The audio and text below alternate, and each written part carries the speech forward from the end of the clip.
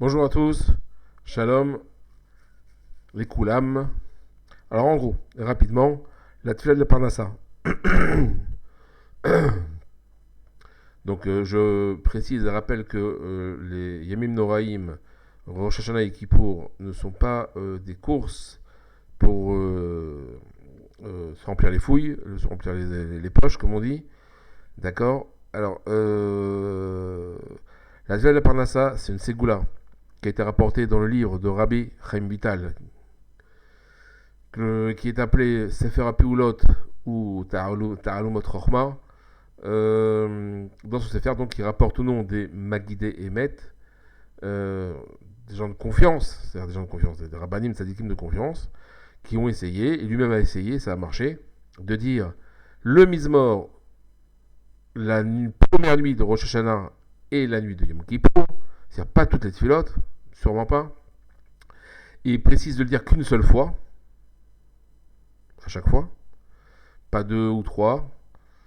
Euh, le fait d'ouvrir le Echal n'existe pas. Le fait de vendre ou acheter la Parnassa, fait de la Parnassa, c'est du pipeau pour enrichir les caisses de la communauté ou de la synagogue ou du kollel ou je sais pas quoi, ou du Beth Midrash.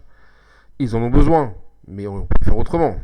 Quelqu'un peut faire un don avec beaucoup de pudeur et de modestie, un beau don, il n'y a pas de problème. Bien que y a beaucoup de gens qui en ont besoin aussi de cet argent-là, des indigents. Vous savez, ceux qui se trouvent aux dernières rangées et qui n'ont pas pu payer, eux aussi, ils ont besoin. Surtout eux. Et ce que je voulais vous dire, c'est que donc il suffit de dire ce mise-mort-là une seule fois, tous en même temps. Pas besoin de se lever, pas besoin d'ouvrir le Echal.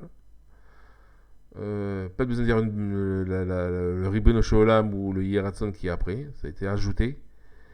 C'est très simple, voilà. Il faut dire une seule fois la première nuit de Rosh Hashanah et la nuit de Yom Kippour.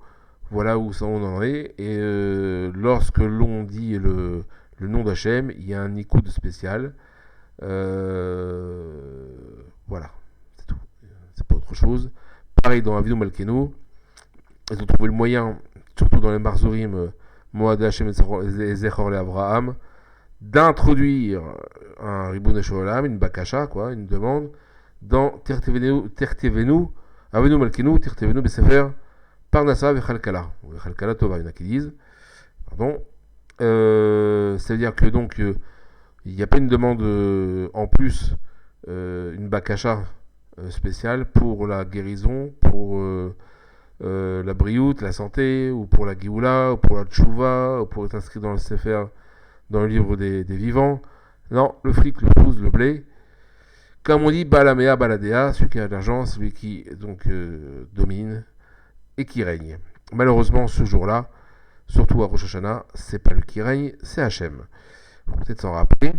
Donc, je pense que un vrai dirigeant de communauté, un vrai rave ou rabbin francophone ou français, au bout de 300 ans, va se dire, bah, faut peut-être faire un petit effort et réparer ce qui a été endommagé. Donc sachez en tout cas que celui qui achète la Tzela Parnassa, et ben, il fait un don à la Beth Knesset, mais il n'aura pas plus de Parnassa que ceux qui ne l'achètent pas. Voilà. Shala Tova.